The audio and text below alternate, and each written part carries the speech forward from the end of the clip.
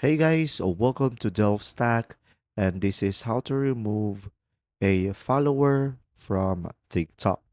So guys, if you want to delete followers on TikTok, of course, first thing is just simply open up the TikTok application into your device. And now, once you are here on the TikTok app, you can just simply go ahead and go to your profile at the bottom right corner of the screen. Now, over here, guys, you could just simply go ahead and go select followers at the middle of the screen over here. Now, from here, you should be able to see the list of all the followers that you have into your account. Now, guys, in order for you to remove a follower from a TikTok, you could just simply go ahead and select the three dots over here.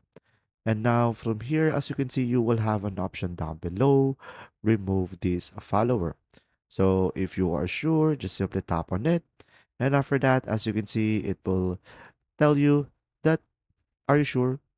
If you want to remove this follower, you just simply tap on remove and it will now be deleted. And now, as you can see, earlier I have 5 followers and right now I only have 4 since I deleted one.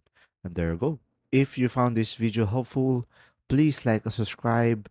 And if you have any questions, just simply go ahead and comment down below and we will do our best to answer them all and see you in the next video.